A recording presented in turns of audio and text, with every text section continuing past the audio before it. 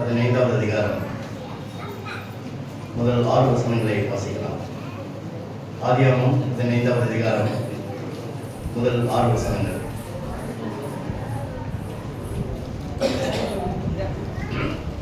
யாராவது ஒரு வாசியுங்கள். ஆதியாகமம் 15வது அதிகாரம் முதல் 6 வசனங்கள்.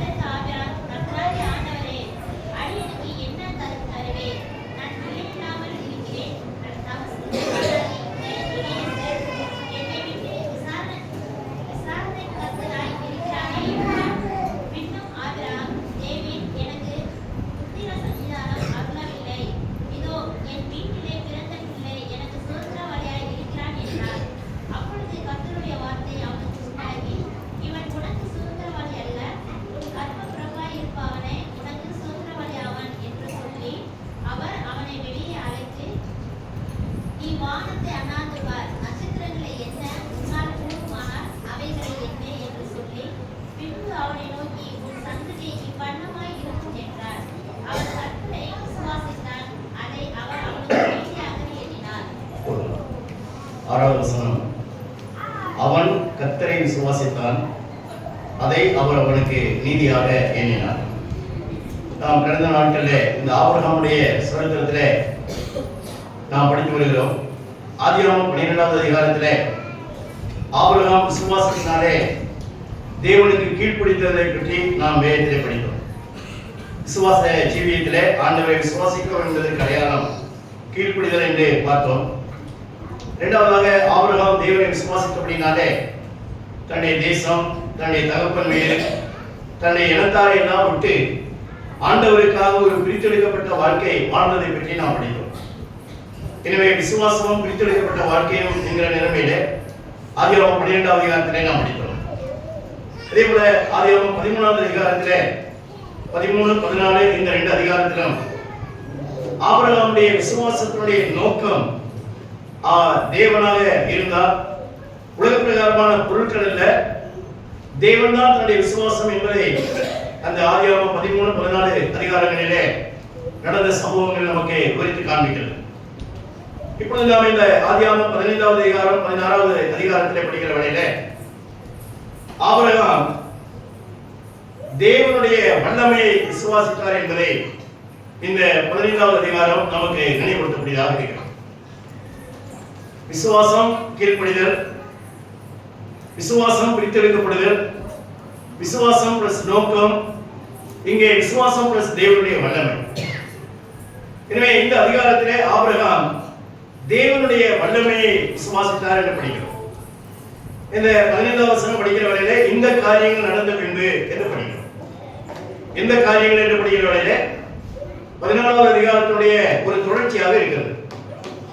அந்த சோதோமுடைய ராஜா பொருட்கள் எல்லாம் உனக்கு தருகிறேன், அவைகள் எல்லாவற்றையும் நீ எடுத்துக்கொள்ளும் என்று சொல்லுகிற வேளையிலே ஆபிரகாம் அங்கே சொல்லுகிறார், அவருடைய அந்த செருப்பினுடைய ஒரு சரட்டை ஆயுதம் நான், அதாவது பாதரட்சையுடைய ஒரு சரட்டை ஆயுதம் நான் அந்த மாதிரியாக எடுத்துக்கொள்வதில்லை.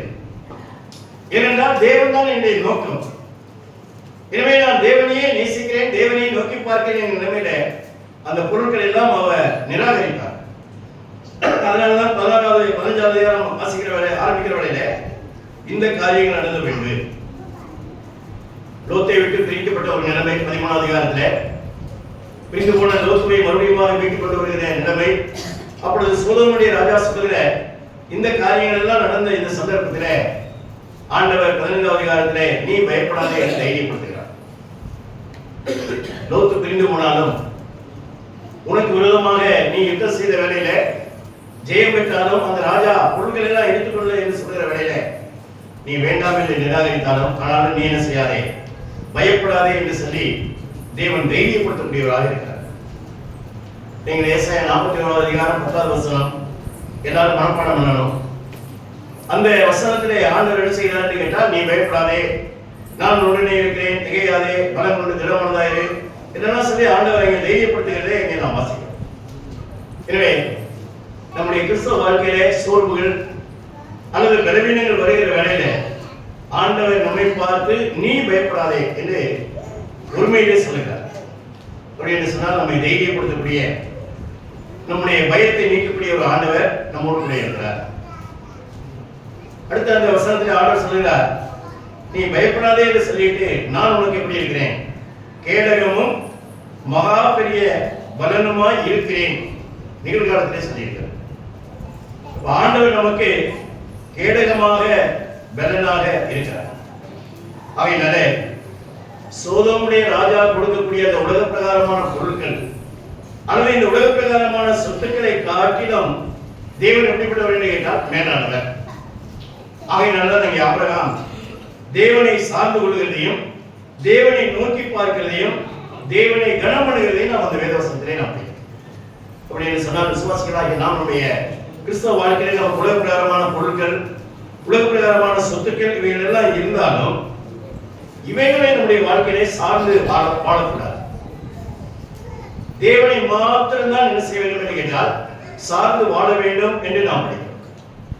அப்ப இது எப்போ வரும்னு கேட்டீங்கன்னா, நம்ம விசுவாசத்துல வளரும் பொழுது அல்லது விசுவாசத்துல நிலைத்திருக்கிற சமயத்துல தான் இது நமக்கு வரும். ராஜா சொல்லலாம் பொருள்கள் தான் நீ எடுத்துக்கங்க, ஆனா அவர் வேண்டாம்னு சொல்றாரு. எனக்கு தேவன் போதும் என்று அவர் சொல்லுகிறார். உதாரணமாக எபிரேயர் நிருபம் 11வது அதிகாரத்திலே நாம் வாசிக்கிற வேளையில மோசேயை பற்றி விதமாக ஒரு வார்த்தை வசனம் படிக்கிறோம் பாருங்கள்.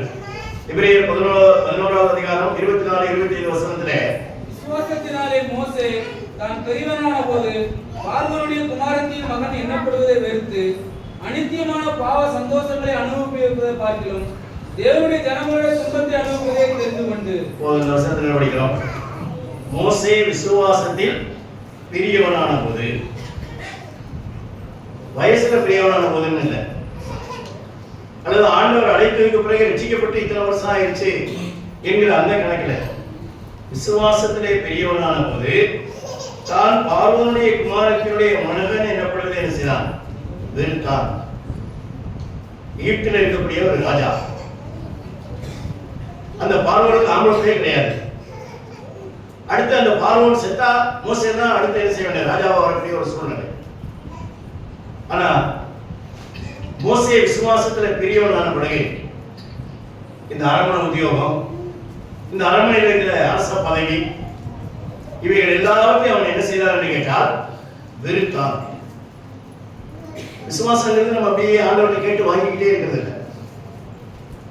விசுவாசம் சில வேளையில என்ன செய்ய வேண்டும், சில காரியங்களை வெறுக்கணும், சில காரியங்களை வேண்டாம் என்று நிராகரிக்கணும். இப்ப விசுவாசம் பெற்றுக் கொள்வது மாத்திரமல்ல, விசுவாசம் ஆண்டவர் பேருள்ள அந்த அன்பினாலே, ஆண்டவரை நேசிக்கிறதுனால இவன் என்ன செய்தான், வெறுத்தான். அவர்களும் சோதோமின் ராஜா கொடுத்த பொருட்கள் எல்லாம் வேண்டாம்னு வெறுத்தான். இங்கே மோசே என்ன செய்தான், பார்வோனுடைய குமாரனுடைய மகன் என்னப்படுவதை எல்லாம் என்ன செய்தான், அவன் வெறுத்தான். அப்ப நம்மளும் நம்முடைய கிறிஸ்தவ வாழ்க்கையில விசுவாசத்துல வளரணும். விசுவாசத்துல நாம் என்ன செய்ய வேண்டும் என்று கேட்டால் நிலைத்திருக்க வேண்டும் என்று நாம் பார்க்கிறோம். இப்போ ஆண்டவர் நீ பயப்படாதே, நான் உடனே கூட இருக்கிறேன், அந்த மாதிரியாக உனக்கு மகாபிரிய பலனும் அடைக்கல அங்கே பலனுமா இருக்கிறேன் என்று ஆண்டவர் சொல்லுகிறார். அப்ப ஆண்டவர் அப்படியெல்லாம் சொல்ல உடனே அவர் நாம் கேட்கிற ஒரு கேள்வியை நாம் என்ன செய்யணும் என்று கேட்டால், அந்த 13வது வசனத்திலே நாம் படிக்கிற அந்த ஆதியாகமம் 15ஆம் அதிகாரம் 3வது வசனத்திலே அவர் சொல்கிறார், ஆண்டவரே நீ அந்த மாதிரி எனக்கு பயப்படாதுன்னு சொல்றீங்க, எனக்கு கேடகமும் மகாபிரிய பலனுமா இருக்கிறேன் என்றுதான் சொல்லுகிறீர்கள். ஆனா ஆண்டவரே எனக்கு பிள்ளை இல்லையே, நீர் வாக்குத்தத்தம் கொடுத்து என்ன செய்யவிட்டது, காலங்கள் அந்த மாதிரியாக போய்விட்டது, அதனால எனக்கு என்ன செய்யல, இன்னும் புத்திர சந்தானம் அருளவில்லையே என்று அங்கே ஆபிரகாம் தேவனிடத்திலே கேள்வி கேட்கிறார். அப்ப ஆண்டவர் ஆபிரகாமுடைய அந்த கையை பிடிச்சி வெளியில கூட்டிட்டு வராரு. 5வது வசனத்துல வெளியில அழைத்து வந்து, நீ வானத்து நட்சத்திரங்களை அண்ணாந்து பார், இவைகளை என்ன கூடுமானால் நீ என்ன என்று சொல்லுகிறார். அதை எண்ண முடியாது, அதே போல உன்னுடைய சந்ததி இவ்வளவா இருக்கும் என்று அங்கே வேண்டிய வாசி. ஏற்கனவே ஆதியாகமம் 13ஆம் அதிகாரத்தில் ஆண்டவர் சொல்லுகிற வேளையில நீங்க 15, 16 வசனத்தை வாசிக்கிற வேளையில உன்னுடைய சந்ததியை பூமியினுடைய தூளை போல பெருக பண்ணுவேன் என்று அங்கே சொல்லிட்டார். ஆதியாகமம் 13:16. இப்ப ஆதியாகமம் 15ஆம் அதிகாரம் 5வது வசனத்துல வாசிக்கிற வேளையில வானத்தின் நட்சத்திரங்களை எண்ண முடியாத அளவுக்கு என்ன செய்யும், உன்னுடைய சந்ததி இவ்வளவாக இருக்கும் என்று வாசிக்கும்.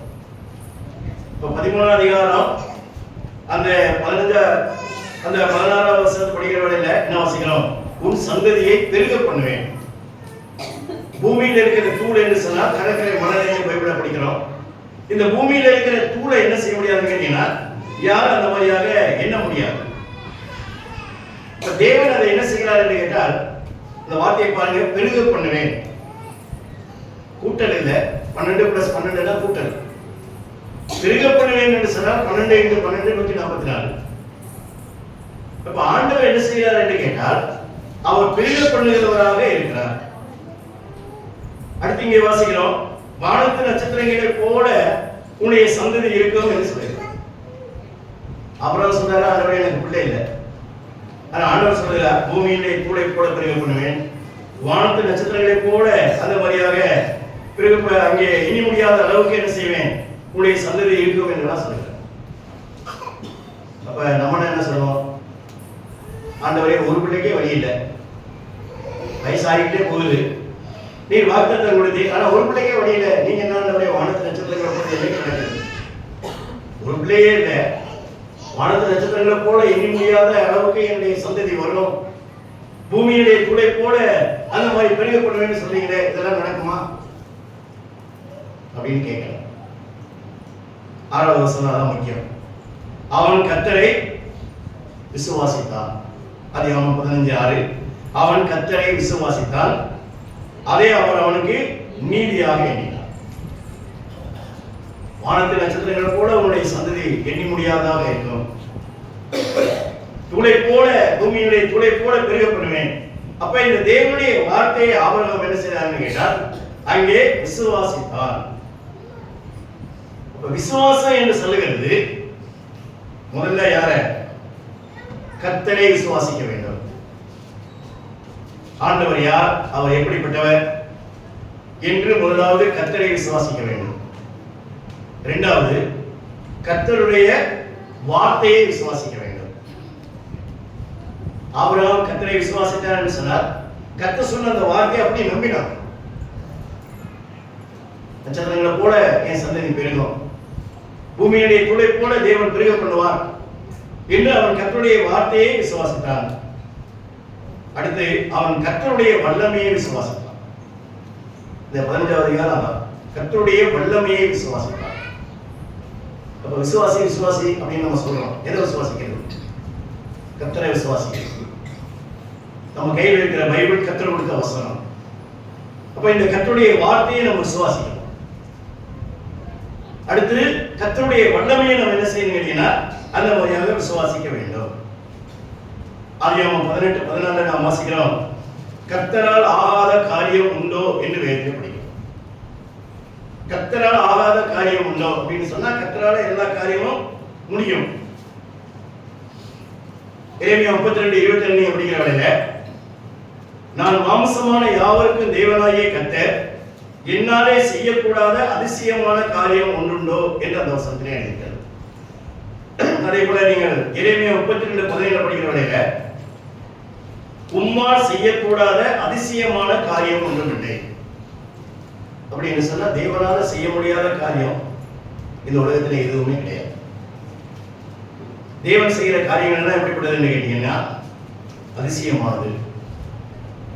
உதாரணமா பாருங்க, எருமை மாடு கருப்பு கலர்ல இருக்குது, அது பச்சை பசையர்னு புல்ல சாப்பிடுது, அது வெள்ளை வெள்ளையர்னு பால் கறக்குது. இது எப்படி? இதுதான் தேவனுடைய செயல். கருப்பு கலர்ல இருக்கிறதுனால கருப்பு கலர்ல பால் வர்றதில்லை, அது பச்சையா இருக்கிற ஜீவனத்தை சாப்பிடாதனால பச்சையா பால் வரல, ஆனா பால் வெண்மையாக இருக்கிறது. இதுதான் தேவனுடைய காரியம். இது எப்படி? இதுதான் தேவனுடைய காரியம்.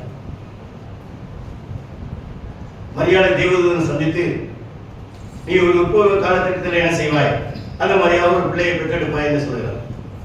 இப்போ மரியா கூட கேட்கிறான், இந்த லூக்கா சுவிசேஷத்துல, நான் கன்னியா இருக்கிறேன், இன்னும் புருஷனே அறியலையே, எனக்கு எப்படி பிள்ளை பிறக்கும்? லூக்கா 1:37 படிக்கிறோம், தேவனால் கூடாத காரியம் ஒன்றுமில்லை. மருத்துவம் விஞ்ஞானம் சொல்லும். கணவன் மனைவி உறவில்லாதபடிக்கு ஒரு கன்னிகை பிள்ளை பெறுகிறது என்பது உலகத்தில் நடக்க முடியாத அதிசயம். உலகத்தில் முடியாததான் சொல்லும், ஆனா தேவனால முடியும்.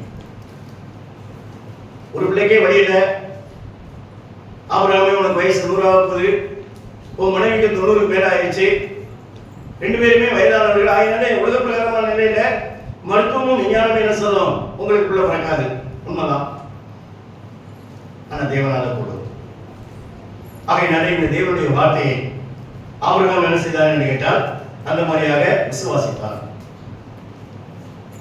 யோபுடைய வாழ்க்கையிலும் கூட அந்த 10 பிள்ளைகள் மரித்து போனார்கள், சொத்துக்கள் அடைந்தது, சரீரத்தில் வியாதி. அப்ப யோபு அந்த சூழ்நிலையிலும் கூட ஆண்டவர் வல்லமை உள்ளவராக இருந்தா ஏன் எனக்கு இப்படி எல்லாம் நடக்கணும்னு சொல்லி அவர் கேள்வி கேட்கிறார். நீங்க யோபு 42 அதிகாரம் 2வது வசனம் படிக்கிற சமயத்துல தேவரீ சகலத்தையும் செய்ய நீர் வல்லவர். இப்ப இந்த சூழ்நிலை, அதாவது சொத்துக்கள் போய் பிள்ளைகள் மரித்து போன நிலையில கூட தேவன் இன்னைக்கு யாரு? வல்லமை உள்ளவர் தான். தேவன் வல்லமை உள்ளவராக இருந்தா ஏங்க இதெல்லாம் போனோம் அப்படின்னு கேள்வி கேட்கிறார். தேவனுடைய வல்லமையை யோபு விசுவாசித்தார். அதனால நடந்தது என்ன?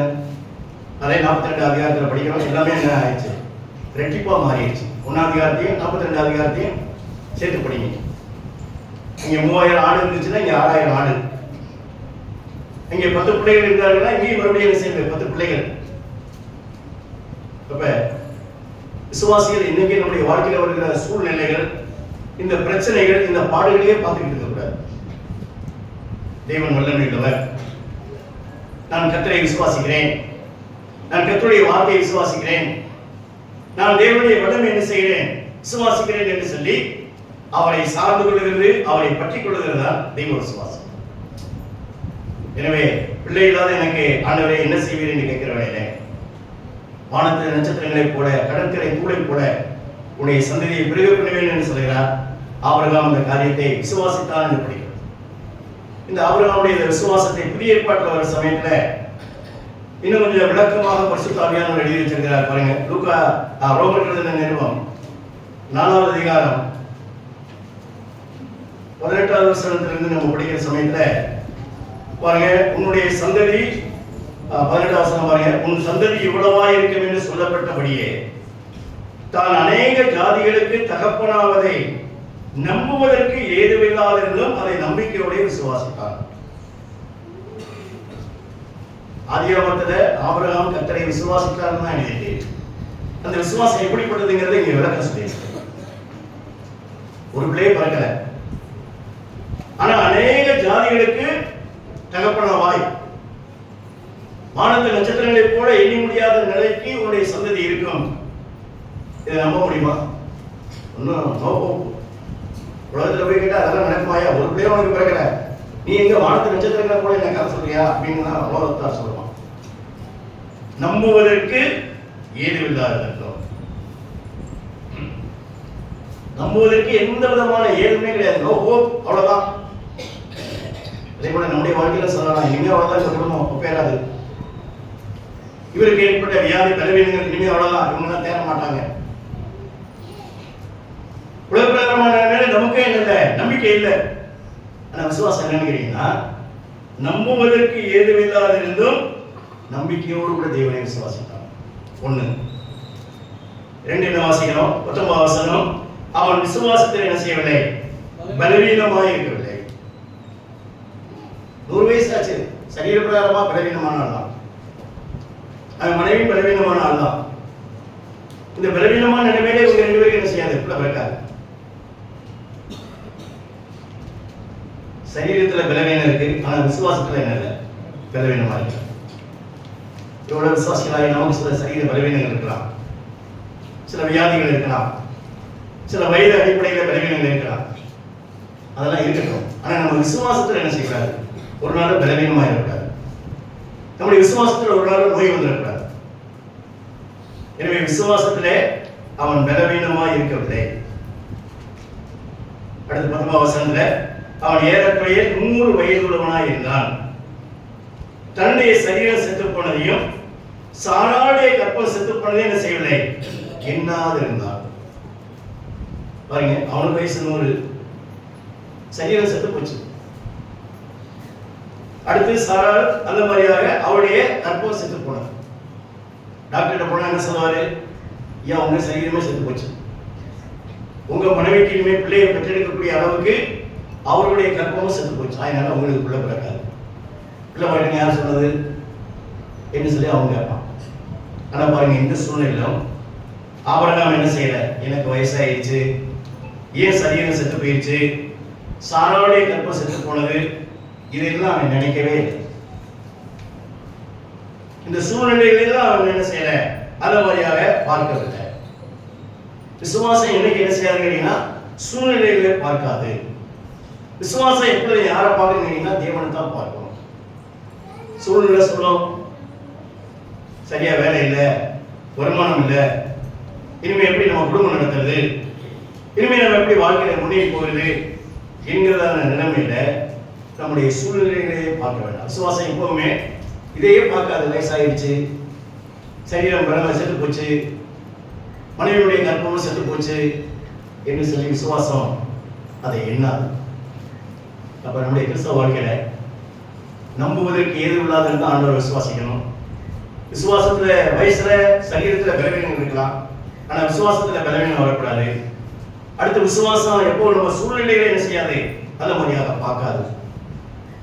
அடுத்து என்ன வாசிக்கிறோம், 20 வசனத்துல தேவனுடைய வாக்குத்தத்தத்தை குறித்து அவன் என்ன செய்யவில்லை, அவிசுவாசமாய் சந்தேகப்படவில்லை.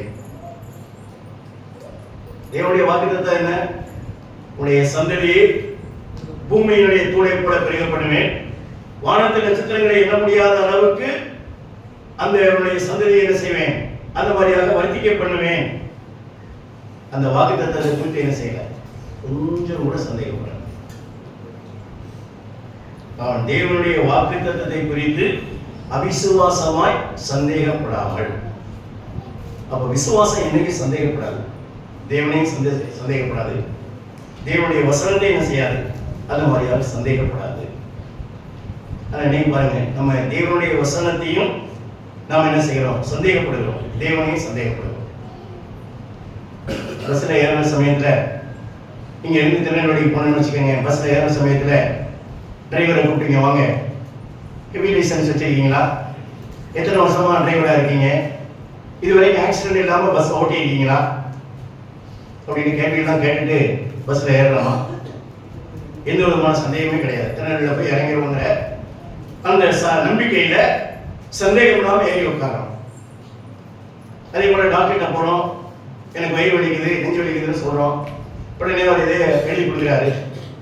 போய் மெடிக்கல் ஷாப்ல அல்லது மருந்து கடையில் கொடுக்குற சமயத்துல, எங்க இந்த மருந்து எடுக்கிறதுக்கு முன்னால இது என்ன வியாதிக்கு எழுதி இருக்கிறது கொஞ்சம் சொல்லுங்க, நான் நெஞ்சு வலின்னு சொன்னேன், அவர் வேற எதுக்கு எழுதிக்காரான்னு அப்படி கேட்கிறோமா? அதை சந்தேகம் இல்லாம வாங்கிட்டு வரோம். அதே மாதிரி கடையில் போய் 1 கிலோ சுகர் கேட்கிறோம், அவர் உள்ளுக்குள்ள போய் நிறுத்தி அந்த பாக்கெட் போட்டு வச்சிருக்கிறாரு. 1 கிலோன்னு சொன்னீங்கன்னா இங்க முன்னால எடை போடுங்க, இல்லை வீட்டில் நம்ம ஒரு தராசு வச்சுக்கிட்டு 1 கிலோ கேட்டால் இருந்தாலும் 950 போட்டுருக்காங்க, 900 போட்டுருக்காங்க, எடை போடுறோமா? பாருங்க, உலகத்துல இதெல்லாம் சந்தேகம் இல்லாம நடக்குது. ஆனா ஆண்டவருடைய காரியம் வர சமயத்துல என்ன பண்ணுது, ஆண்டவர் நடக்கிடுவாரா, எப்படி வசனத்தை நம்பலாமா, இதெல்லாம் சரி என்ன செய்யறான்னு கேட்டீங்கன்னா சந்தேகப்படும். ஆபிரகாம் காலத்துல பைபிள் கிடையாது, நமக்கு பைபிள் இருக்குது. ஆபிரகாம் காலத்துல இந்த மாதிரி ஒரு விசுவாசிகளுடைய கூட்டம் அன்னைக்கு சபை இல்லை. பைபிளும் தேவனுடைய சபையும் தெய்வ மக்களும் இல்லாத ஒரு காலத்துல ஒரு மனுஷன் என்ன செய்யறான்னு கேட்டீங்கன்னா கர்த்தருடைய வசனத்தை, தேவனுடைய வாக்குத்தத்தத்தை குறித்து கொஞ்சம் கூட சந்தேகப்படாது. அதான் விசுவாசம். சந்தேகம், விசுவாசம் என்னைக்கு என்ன செய்யாது, சந்தேகப்படாது. சந்தேகம் இருக்குன்னு சொன்னா உங்க வாழ்க்கையில விசுவாசத்துல குறைவா இருக்கு. அடுத்து என்ன வாசிக்கிறோம், 21 வசனத்துல தேவன் வாக்குத்தத்தம் பண்ணினதை நிறைவேற்றுவதற்கு எப்படிப்பட்டவராக இருக்கிறார், வல்லவராக இருக்கிறார். கொஞ்சம் கூட தேவனுடைய வல்லமையை குறித்து ஆபிரகாம் என்ன செய்யல, அந்த மாதிரியாக அவிசுவாசமாக இருக்கு. தேவன் வாக்குத்தத்தம் பண்ணதை நிறைவேற்ற வல்லவராக இருக்கிறார். பொய் சொல்வதற்கு தேவன் ஒரு மனுஷன் அல்ல. மனம் மாறுவதற்கு அவர் ஒரு மனுபுத்திரன் அல்ல. அவர் சொன்னதை செய்வார். அவர் வாக்கு கொடுத்ததை என்ன செய்வார்? நிறைவேற்றுவார். ஆகையினாலே அவன் வாக்குத்தத்தத்தை நிறைவேற்ற வல்லவராய் இருக்கிறார் என்று இந்த வார்த்தையெல்லாம் பாருங்க. முழு நிச்சயமாய் நம்பி தேவனை மகிமைப்படுத்தி விசுவாசத்தில் என்ன செய்தார்? வல்லவனானா. இதெல்லாம் ஒன்னொன்னா வீட்டில் போய் நல்லா படிங்க. இப்ப நமக்கு பேர் விசுவாசி. இந்த 18 இருந்து 21 வரைக்கும் இருக்கிற இந்த விசுவாசம் நம்ம வாழ்க்கையில் இருக்குதா என்பதை நம்ம யோசித்து பார்க்கணும். ஆபிரகாமுடைய வாழ்க்கையில் இந்த விசுவாசம் இருந்தது. அப்ப இன்னைக்கு ஆபிரகாமை காட்டிலும் நமக்கு எவ்வளவோ கிருபையுடைய ஏதுக்கள். கையில பைபிள், நமக்குள்ள பரிசுத்த ஆவியானவர், தேவனுடைய ஜனங்களுடைய ஐக்கியம், சபை, அது மாதிரியாக வேத போதனை, இவ்வளவுலாம் இருந்து நம்முடைய வாழ்க்கையில இன்னைக்கு நம்ம விசுவாசத்துல அங்கே வல்லவர்களாக இருக்கிறோமா? விசுவாசத்தினால நம்ம தேவனை மகிமைப்படுத்துகிறோமா? பாருங்க, இந்த 21 வசனத்துல தேவன் வல்லவராக இருக்கிறார், ஆபிரகாம் விசுவாசத்திலே வல்லவனானான். இதுதான் ஆபிரகாமுடைய அந்த விசுவாசம். இப்ப நம்முடைய வாழ்க்கையில கூட ஆபிரகாம் கர்த்தரை விசுவாசித்தான், தேவன் அதை அவனுக்கு நீதியாக எண்ணினார் என்று வேதத்தை படிக்கிறது கூட நம்முடைய வாழ்க்கையிலும் கூட விசுவாசம் அவசியம். விசுவாசம் இல்லாமல் தேவனுக்கு பிரியமாய் இருப்பது கூடாத காரியம். இப்ப தேவனுக்கு பிரியமா இருக்குன்னு சொன்னா விசுவாசம் வேணும். எபிரேயர் 11 அதிகாரத்துல விசுவாசத்தினால அநேக வீரதீர செயல்கள் எல்லாம் அவர்கள் செய்திருக்கிறார்கள்.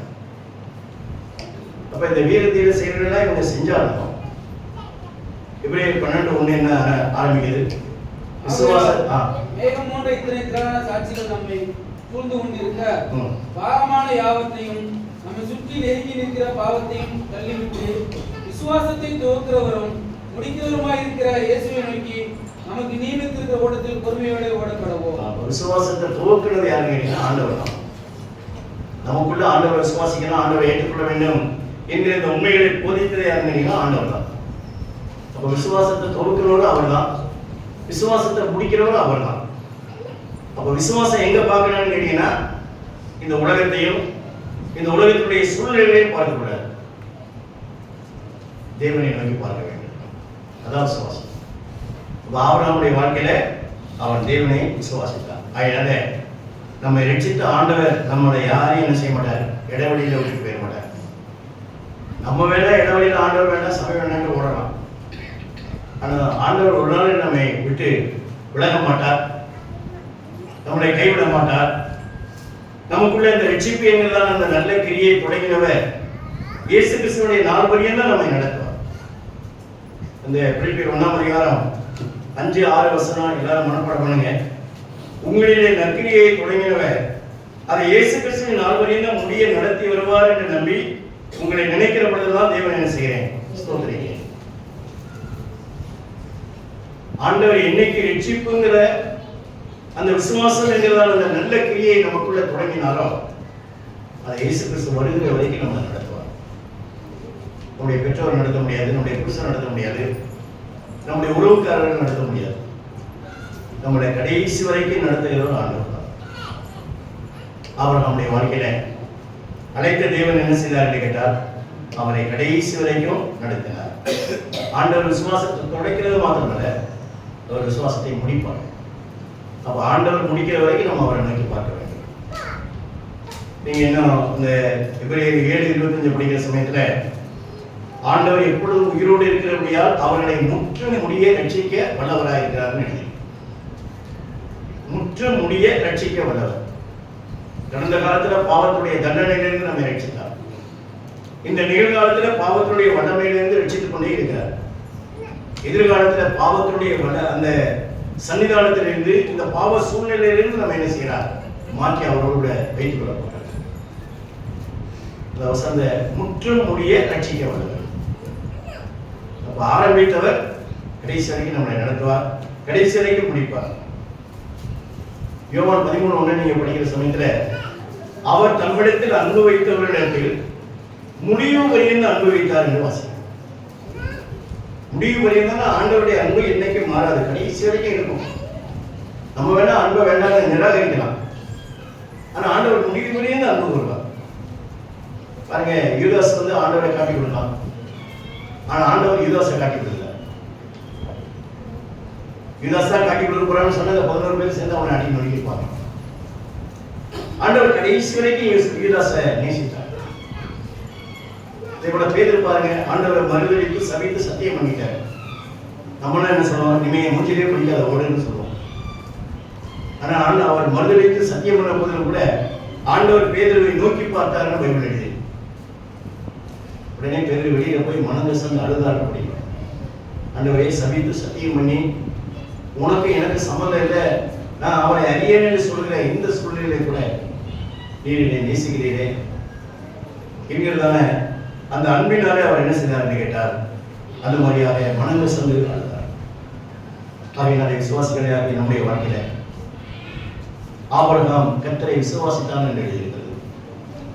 ரோமர்கள் நிறுவனத்திலே நம்புவதற்கு எதுவில்லாத இருந்தும் பலவீனமான நிலையிலும் கூட அவன் அதையெல்லாம் எண்ணாதபடிக்கு, அவிசுவாசமாக சந்தேகப்படாதபடிக்கு தேவனையும் தேவனுடைய வார்த்தையும் தேவனுடைய வல்லமையும் விசுவாசித்தது போல நம்முடைய கிறிஸ்தவ வாழ்க்கையில் என்ன செய்ய வேண்டும்? விசுவாசிக்க வேண்டும். விசுவாசத்திலே நாம் அது மாதிரியாக வல்லவர்களாக இருக்க வேண்டும் என்பது தேவனுடைய எதிர்பார்ப்பு. இப்ப 15வது அதிகாரத்துல ஆபிரகாம் தேவனுடைய வார்த்தையை விசுவாசித்த ஒரு வல்லவனான மனுஷன் தான். ஆனா அடுத்து நீங்க 16வது அதிகாரத்துக்கு வருகிற வரையில இந்த ஆபிரகாமுடைய விசுவாசத்துல வரக்கூடியதான ஒரு குறைவை அங்கே நாம் தேவனுடைய வசனத்திலே பார்க்க முடியும்.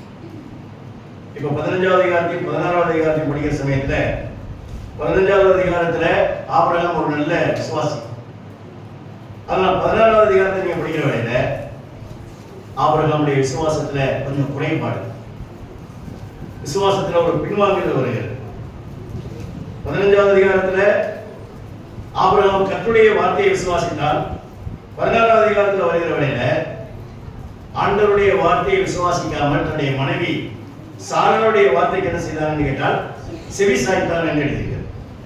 15வது அதிகாரத்திலே ஆபிரகாம் ஆவியின்படி நடந்தான். 16வது அதிகாரத்திலே அவன் மாம்சத்தின்படி நடந்தான் என்று வேதத்தை படிக்கும். இப்போ 16வது அதிகாரம் பாருங்க.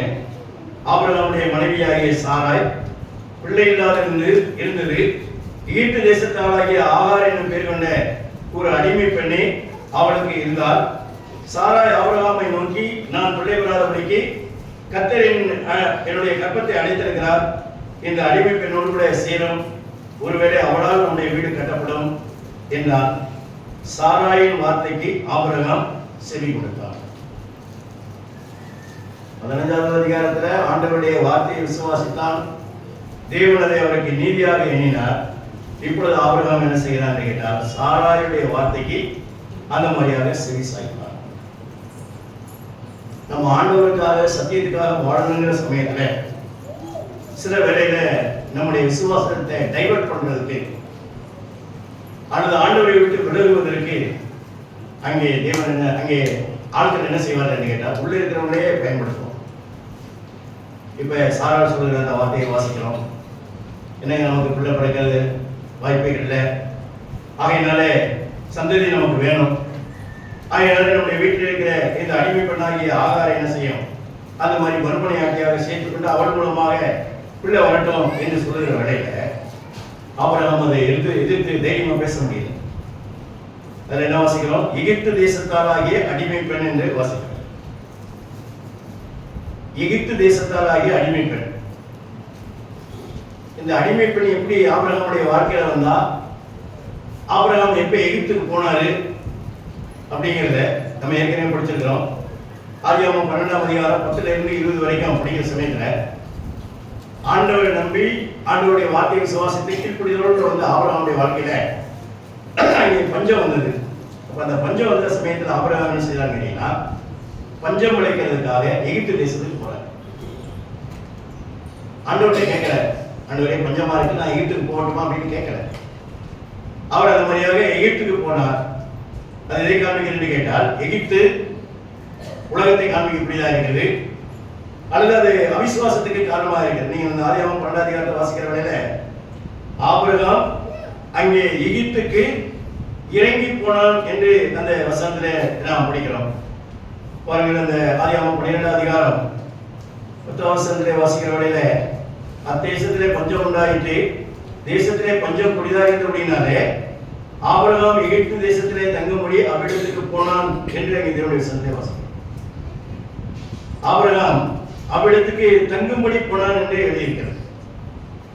அப்படி என்று சொன்னால் விசுவாசத்தை விட்டு கொஞ்சம் என்ன செய்யறான், அந்த மாதிரியாக கீழே இறங்குகிற ஒரு நிலைமையை அதை காண்பிக்கிறார்.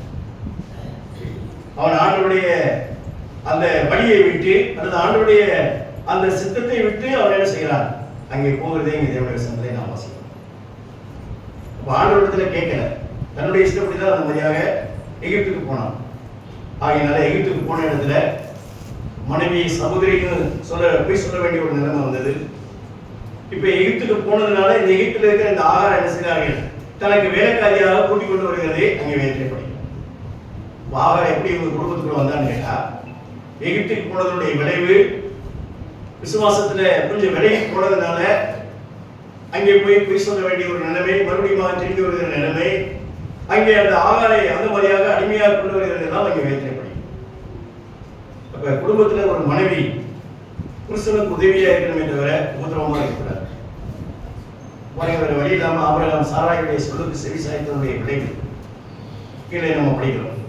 அப்ப நம்முடைய கிறிஸ்தவ வாழ்க்கையில கணவன் மனைவிங்கிறதான உறவில் ரெண்டு பேரும் சேர்ந்து ஆண்டவருடைய நாமத்துக்கு மகிமையாக செயல்படணும். ஒருத்தர் இல்லை இப்படிதாங்க வாழணும்னு சொல்லி ஆண்டவருடைய சத்தியத்தை விட்டு அந்த மாதிரியாக வழிபட செய்யக்கூடாது. எனவே இதுக்கு சாராள் ஒரு மோசமான மனைவி கிடையாது, ஒரு நல்ல மனைவி தான். ஆனா அந்த மனைவியினுடைய சொல் ஆபிரகாமுடைய விசுவாசத்தை கொஞ்சம் தளர்ந்து போக பண்ணினது அல்லது பின்வாங்க செய்தது என்று தேவனுடைய வசனத்திலே நாம் வாசிக்கிறோம்.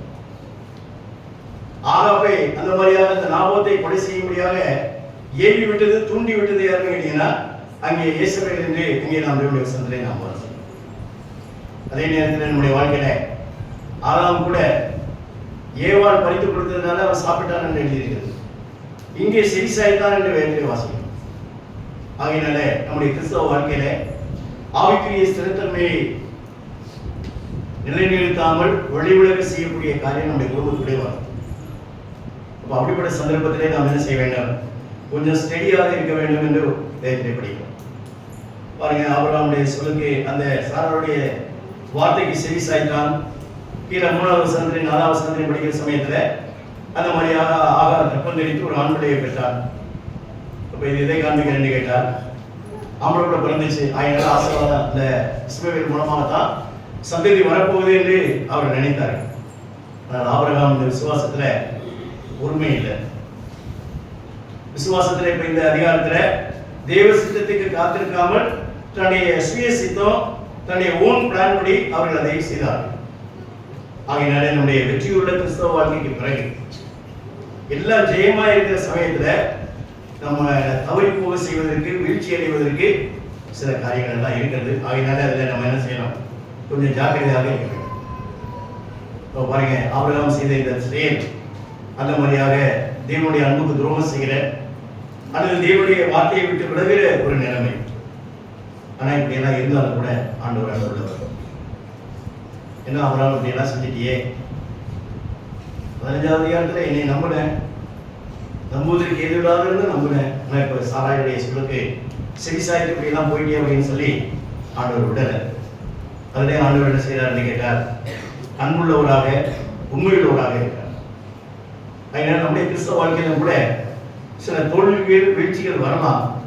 ஆனால் ஆண்டவர் எப்படிப்பட்டவர் என்பதை பற்றி ஒரு உபாகம புஸ்தகம் 4ஆம் அதிகாரம் 31வது வசனம், அதையும் நீங்க எல்லாரும் மனப்பாடம் பண்ணணும். உபாகமம் 4ஆம் அதிகாரம் 31வது வசனம் பாருங்க.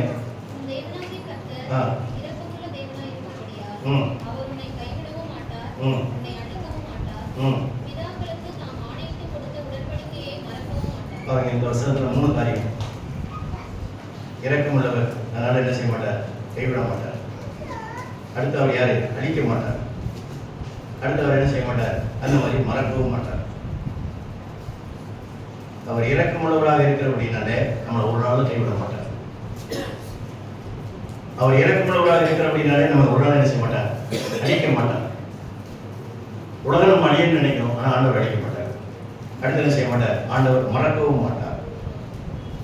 ஆபிரகாமுடைய வாழ்க்கையில சில குறைபாடுகள் உண்மைதான். எகிப்துக்கு போனது தப்பு.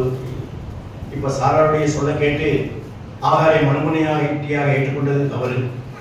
ஆனால் ஆண்டவர் இதன் மத்தியில ஆபிரகாமுக்கு இரக்கம் காண்பித்தார்.